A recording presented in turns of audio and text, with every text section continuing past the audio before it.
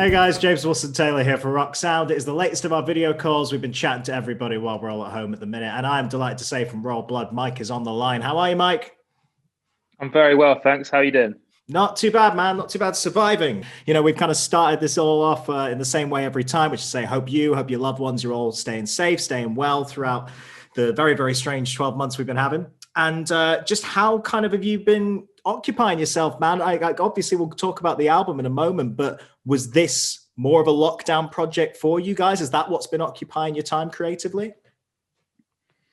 Yeah, I think the record really came together in the lockdown. Really, we were in the middle of recording the record when the first lockdown came into play, and then we basically just kept tagging on extra ideas and songs, thinking they would be almost feeling like it was like bonus material. But then by the time we got to the end of the process, all of the kind of like bonus material ended up being like the biggest songs on the record. So creatively it was really useful, you know, and I think it provided us some real like pressure-free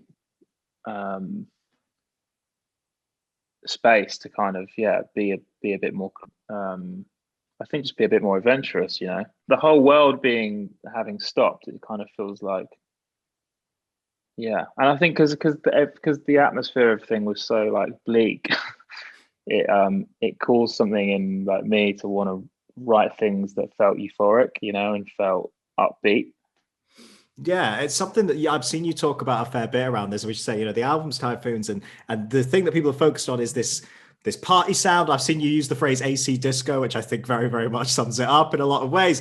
But what I find absolutely fascinating is, I mean, there's a couple of songs that people haven't heard yet, at least the time recording. I'm thinking something like Limbo. I listened to that the other day, and I mean, that's a Daft Punk breakdown at the end. Like it's real danceable territory that is stuff we haven't seen you play with before. What were the kind of inspirations, dance music wise, that you've played with on this record?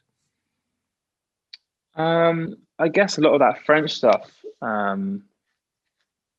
like Daft Punk and things like Kanvinsky, and just and I really got into this guy called Mitch Murder as well, who's awesome.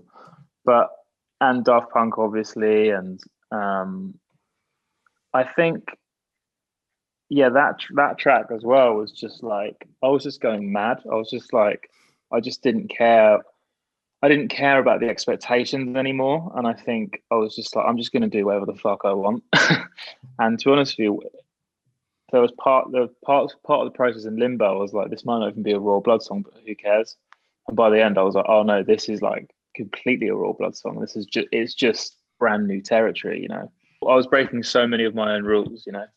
Yeah, it's funny, isn't it? Because it reminded me, like you say, a lot of that French dance music, particularly something like the one that came to mind was Justice or Justice, however we pronounce it. But like that first record that they brought out, they were so good at having dance music in there, but it was heavy. Do you know what I mean? Like that track Genesis and all stuff was really heavy. And I hear a lot of that in this, which has got to be, I guess, a bit of a challenge to find those funkier elements, but it is still a very heavy record, right?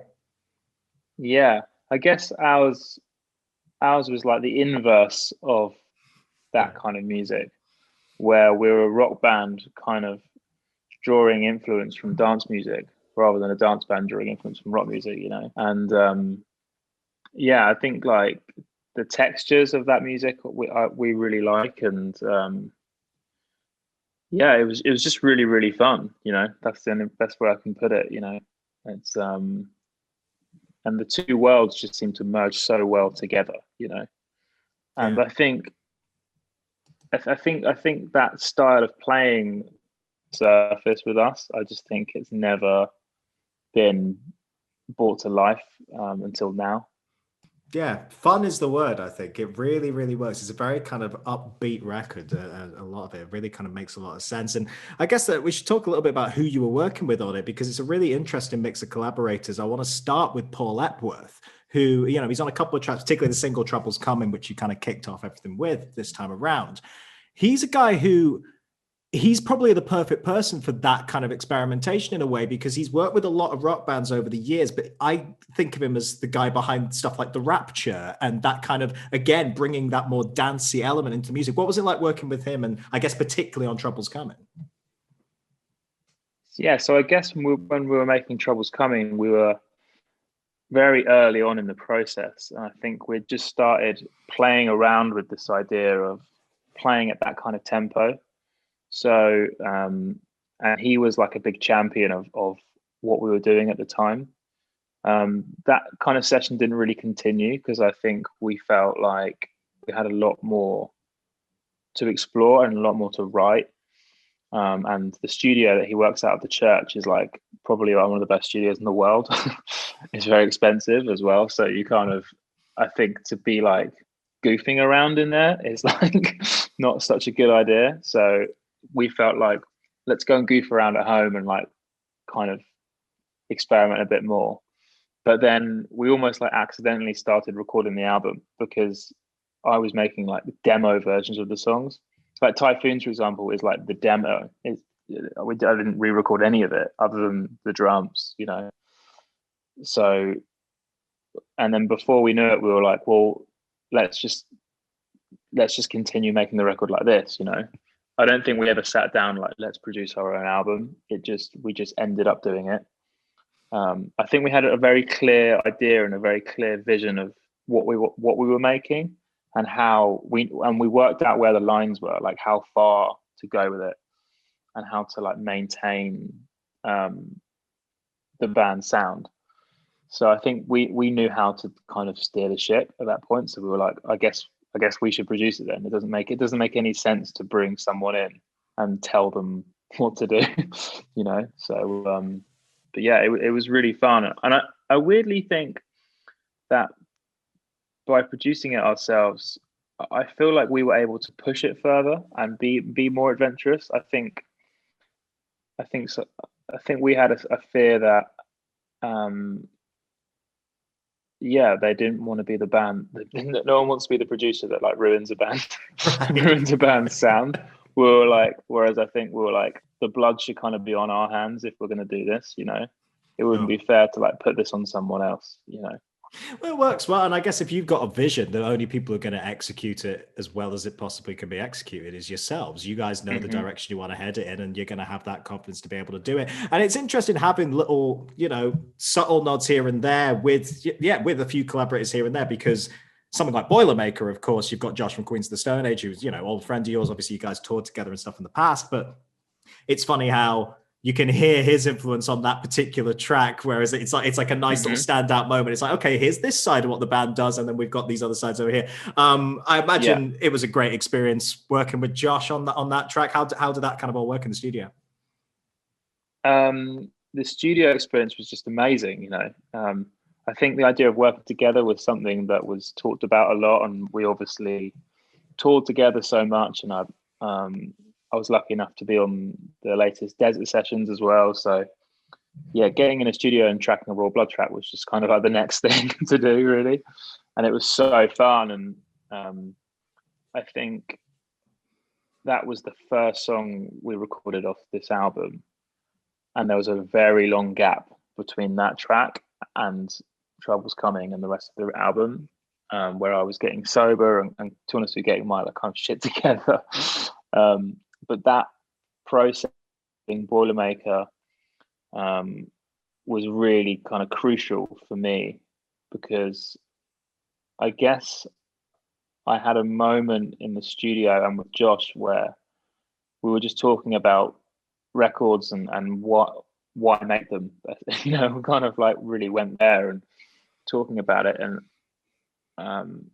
I kind of he helped me come to the realization that, you know, what the next thing we make should be entirely what we want, and we should be extremely selfish about that, and truly make something for ourselves, you know. And I think he helped me get my head around that, and not just intellectualize it but feel that, you know. And then also just the experience of watching him produce and watching how he can sort of play with a song, and watching him, he really helped us arrange Boilermaker. Like, we had the key components of it, but his ability to like arrange something and keep things very like, he's very good at making like keeping things unpredictable. And the moment the track felt like he knew what was going to happen next, he would switch it up. And I think and there were just lots of studio tricks and yeah, I guess we walked out of that session just feeling really equipped and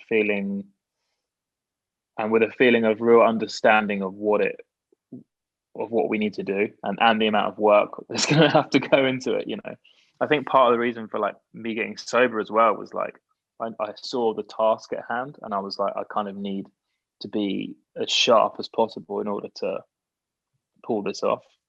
Yeah, absolutely. I think it's a realization a lot of bands have had, particularly the last year when they've not been able to get out on the road. It's like, yeah, let's do what we want. If we're here and we're recording and arguably going to spend, a lot longer having time to write or be in the studio, whatever it is, because there aren't any tour dates around. Yeah, why not actually do exactly what you want to do and rise to that challenge? That kind of makes a lot of sense. And it's funny you say about Josh as well, being someone that it was kind of inevitable, because another thing I want to mention away from your own work, you're of course on the new Architects record as well, which we've heard, and that track, Little Wonders, just so great.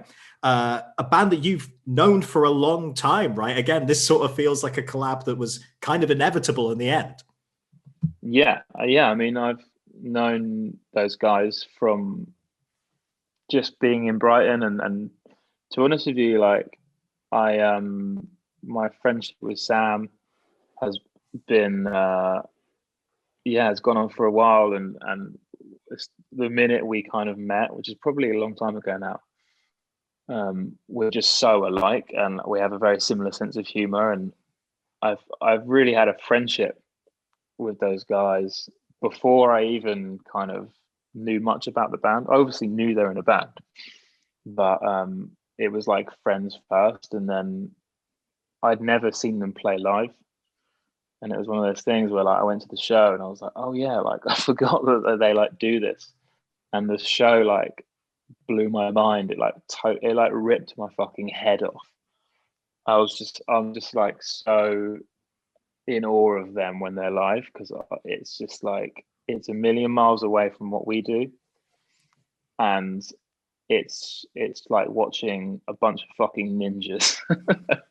They're like masters of their art, and it's for me, like being a musician, I know how shit's done. I know tricks, and I know some theory. So some of the kind of illusion is gone, but with them, it's like wizardry all over again. And I'm like, I don't know how you do it, and I don't want to know.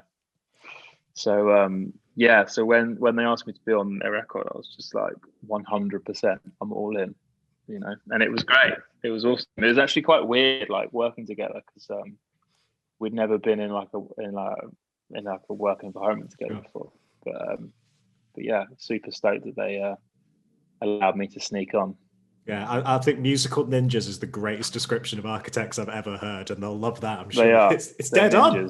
No, it's dead on. They really, really are. I'll leave you with this then, Matt. What kind of is going to be next for you guys? Because the funny thing doing all these interviews over the last year is, even when I'm chatting to someone like yourself, where the new record's not even out yet, again, because of the situation we're all in, where there haven't been tour dates around, people seem to already be thinking about what's going to come after that. Are you guys in that situation yet? Have you started thinking about what could be next for Royal Blood beyond what we know is coming with Typhoons?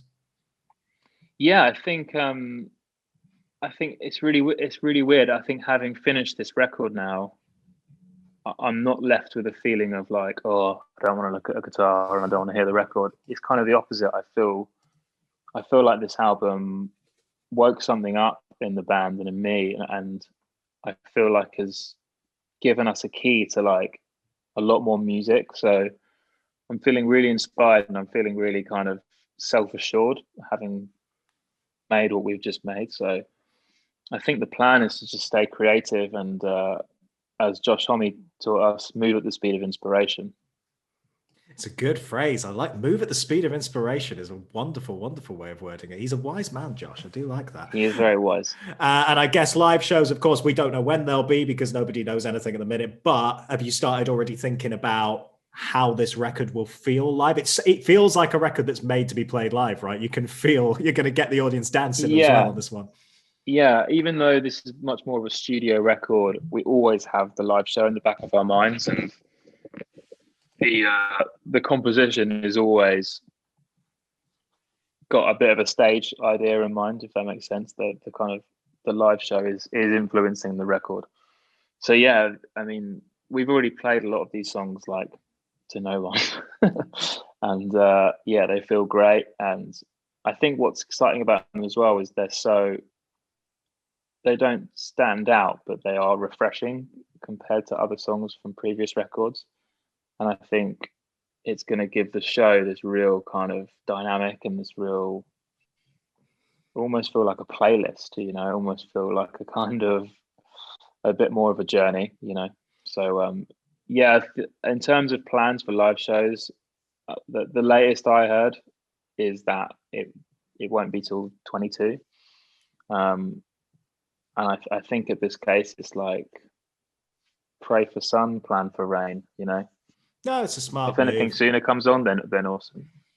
Yeah, it'd be pleasant if it does happen, but it's a smart move to plan ahead. And at least, you know, when the shows do come around, you're going to be again in a unique position where everyone's going to know the record inside out, back to front by that point. So it'll probably have a bit of a different energy. Yeah, it's going to be a big party vibe when it arrives, man. Mike, it's really nice to chat to you, man. Congrats on the new music and everything. Best of luck with the release and stuff. And yeah, we'll catch up with you in person when that's allowed to happen. But in the meantime, yeah, just stay safe, man. All right. Awesome. You too. Great chat. Appreciate it. Nice one. All right, Mike, everybody.